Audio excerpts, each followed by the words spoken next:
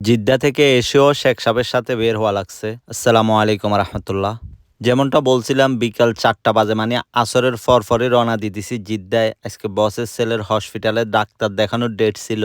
আমাদের এদিক থেকে জিদ্দা যাওয়া মানে এটা হচ্ছে যে একটা ক্লান্তিকর জার্নি, কেননা জিদ্দা সবসময় জ্যাম থাকে টুকটাক। আর আমাদের এদিক থেকে জিদ্দা গিয়ে জিদ্দার কাজকর্ম সেরে আবার বাসার দিকে আসা অনেকটুকু সময় লাগে, অনেক ক্লান্ত হওয়া লাগে। আমি আসরের পরপরই বাসা থেকে বের হয়েছি। জিদ্দা ফসাইতে ফসাইতে আমার ঠিক মাগরিবে আজান দিয়ে দিছে। ওই সময় আমি হসপিটালের সামনে ছিলাম। হসপিটালে আজকে তেমন একটা লেট হয় নাই, জাস্ট ডাক্তারটা দেখাইছে। এর আগে তো চশমা সবকিছু নিয়ে নিছিল।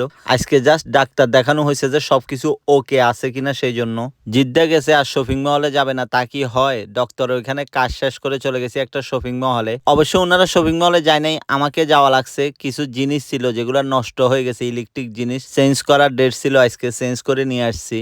জিদ্দার কাজ শেষ হতে না হতেই শেখ সাহেবের কল, মানে আমি জিদ্দা থেকে বাসা আসছি পর্যন্ত আমাকে ১০-১২টা কল দেওয়া শেষ। আসি তাড়াতাড়ি বসের বউকে নামাই দিয়ে শেখ সাহেবকে নিয়ে বের হয়ে পড়লাম। বিশ্বাস করেন আমার শরীর কি পরিমাণ ক্লান্ত লাগতেছে।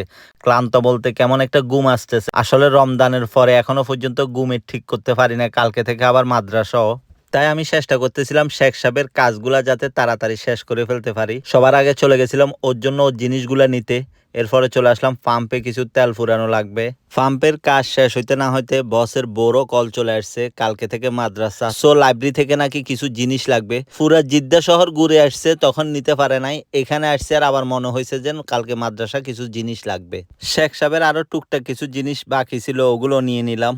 সবজিও নাকি লাগবে বসের বউয়ের, সো সবজিও নিয়ে নিলাম গিয়ে। এখান দিয়ে আবার বসের মায়ের ঘরের কাজের মেয়ে মোতাব্বাকের অর্ডার দিয়ে রাখছে, ওর জন্য ওইটা নিয়ে নিলাম। নিনাই অবশ্যই আগে অর্ডার দিয়ে আসছি, পরে রিসিভ করে নেব। এখান দিয়ে আবার শেখ সাহেবের নাকি সুপার মার্কেটও কিছু জিনিস বাকি আছে, ওগুলো নেওয়া লাগবে। আজকে তাড়াতাড়ি শেষ করে তাড়াতাড়ি বাসায় যেতে চাইছি, এই জন্য আজকে কাজও বেড়ে গেছে, জিনিসও বেড়ে গেছে, সবাই একসাথেই ফোন দিচ্ছে। যাই হোক, আসলাম লাইব্রেরিতে, লাইব্রেরির জিনিসগুলো নিয়ে নিই।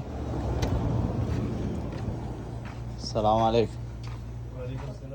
লাইব্রেরির সামনেই শোরমার দোকান, সো শোরমাটা রিসিভ করে নিলাম। শোরমা শেষ করে চলে গেলাম আবার মোতাব্বাকের দোকানে, ওইটা রিসিভ করে নিলাম।